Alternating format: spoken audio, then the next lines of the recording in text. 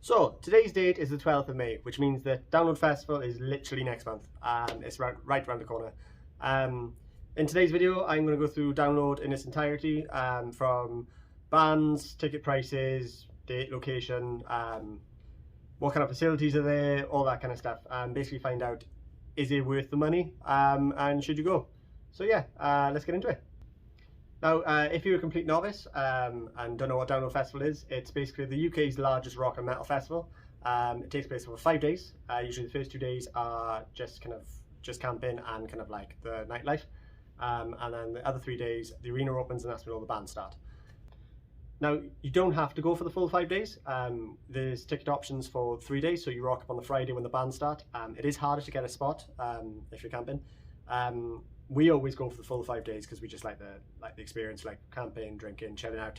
But the 5 nights camping, if you're an adult, starts at £322, and then if you want to do the 3 nights, that's £300. So it's an extra 22 quid. So it's better value for money if you go for the full 5 days. Yeah, but that's what we do anyway. So to make it worth your while, you got to take a look at the lineup. At the end of the day, that's why we're all there. So headliners, we've got Queens of the Stone Age, Fall Out Boy, and Avenged Sevenfold. Yeah, Avenged Sevenfold probably the heaviest out of those headliners. It's come under a bit of criticism that they're kind of weak headliners. The whole thing. I don't think it's a bad. I think the weakest one there is Queens of the Stone Age. It wouldn't be really for me. I can see why they book Fall Out Boy as a headliner. I'd say they'd attract a big enough crowd. Yeah, I'd probably swap Queens with someone maybe an older band, or maybe even a heavier band. Like I know Bring Me headline last year, or even Parkway Drive. I know it's like all up to when they're touring and stuff like that, but I don't feel like Queens of the Stone Age is really a good booking for me. Yeah. Anyway, they're playing. Other big bands that I wouldn't necessarily go to see, but they'd still be good. They still are good bookings. Enter Shikari, they draw a big crowd. Wargasm, they're on a big rise at the minute. Pantera, can't say any bigger than that. Like Tom Morello, Machine Head, Corey Taylor, who's done so much for the metal community. Slipknot, Stone Sour, and his solo career. Electric Callboy, who are on a meteoric rise at the minute. A couple of boys like them. Wouldn't be for me, but yeah, no, they seem to be good at what they do. Alvana, which are class. Elvis and Nirvana put them together. That's a good time. Yeah, Blackstone Cherry there. Those Damn Crows are the back off a European tour at the minute. They're smashing it. Busted, they're in a tent. I think they're headlining. Yeah, then you have The Offspring, Baby Metal, Limp Bizkit, Sum 41 playing their last tour for the last UK festival. They got Bowling for Soup. Do you mean there's a big pop punk feel to this festival, which I don't think we've had for a long time at Download. So I think that's why it's come under fire a bit. But you just got to take a look at the lineup and think, right, okay, is this really for me? Do I want to spend all this money and go to this place, or do I want to go somewhere heavier like Bloodstock, or do you mean whatever? Can I spend my money on a different festival which might be more suited to your tastes? My way of working it out is doing a kind of like an average price per band. So I'm seeing 13 bands, so my price is £24.76. So obviously, if you see more bands, that number's going to go down. It's going to be more worth your while. If you see less bands, then you're forking out 40-50 quid a band. Yeah, so just look at the lineup and just work things out. Like, do I really want to see these people, or am I just going just because it's Download? And there's nothing wrong with doing that. Than just going just for the event of it.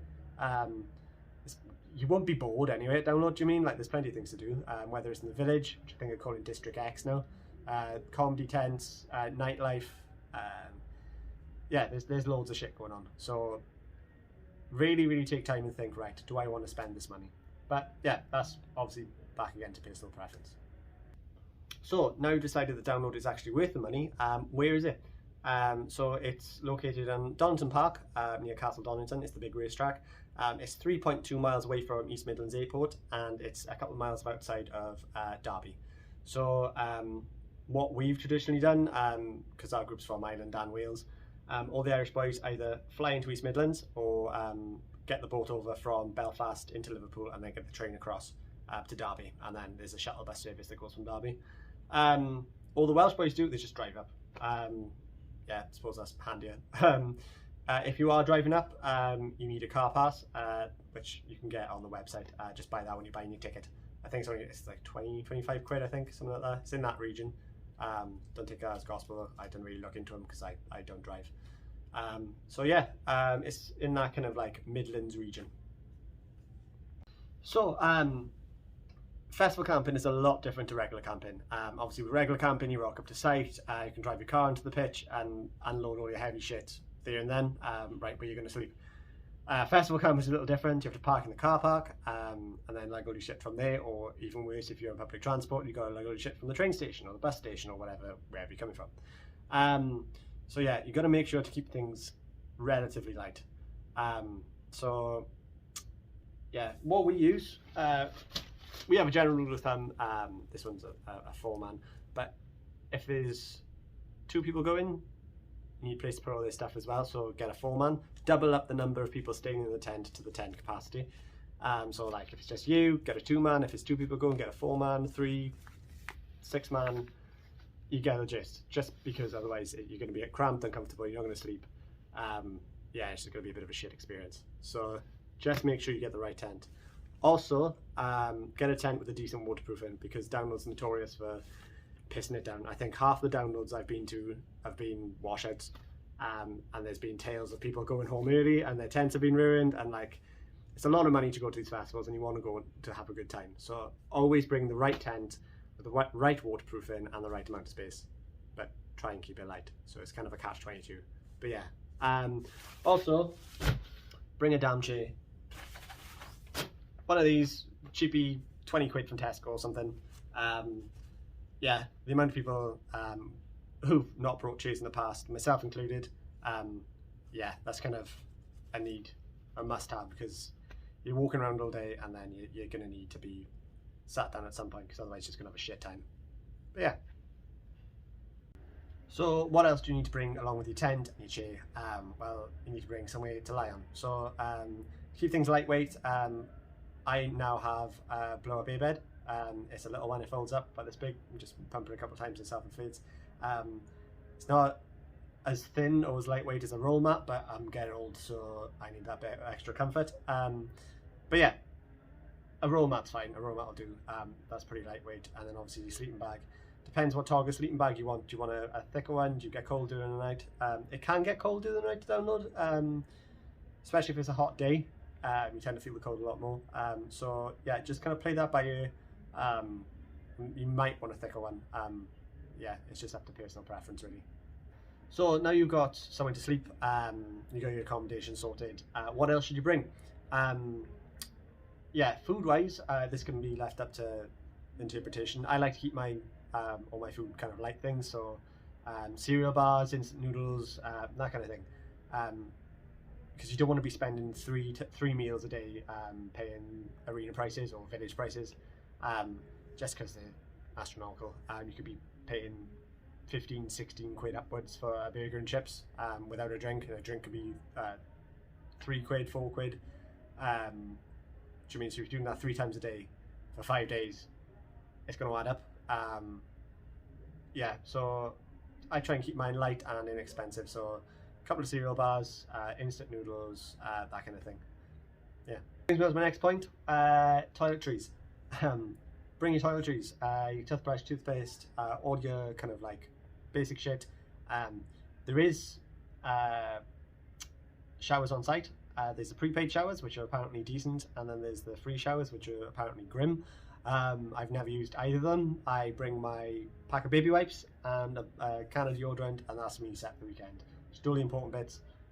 Wet wipe wash all over, dry yourself off. You can bring dry shampoo as well, and that way you just don't have to go into the showers and queue and take time out of your day. Yeah, it's 5 days, you can kind of get on with it. Yeah. Before you pack all your stuff, do yourself a favour, check the weather, triple check the weather. Don't pack until like 2 days before, and then even then check the weather. I've been to downloads where it's said it's going to be okay and it's pissed down, and I've been to downloads where it says it's going to piss down and it's actually changed and it's been okay. So, do you know what I mean? You don't want to turn up to what you think is going to be a dry festival for it to piss down on the second day in, and then everything's sodden, you need new shoes, you need to buy wellies there and all this kind of stuff. So yeah, and likewise on the reverse thing, you don't want to bring all your wet gear and then the sun come out and you don't have any sun cream and you're roasting. Do you know what I mean? So yeah, always check the weather before you pack, because it can be a bit up and down. So you're trying to travel to download using public transport, that's brilliant. There's a thing called the Big Green Coach, which departs from multiple cities across the UK. Go onto Download's website, check out the Big Green Coach link, and it'll give you all the information you need. I think it's supposed to be really environmentally friendly as well. To be fair, I'm not really that sure about it. But yeah, also there's the Download Lift Share, which I think is relatively new. That's pretty cool. I think you go on there and pretty much people are posting up ads like going from Exeter, got a space heat. Do you know what I mean? I suppose that's a really good way to meet people if you're traveling to Download on your own, which I know people have done before. And there's actually a specific camp for those people. It's called Camp Loner, which is actually a lot better than it sounds.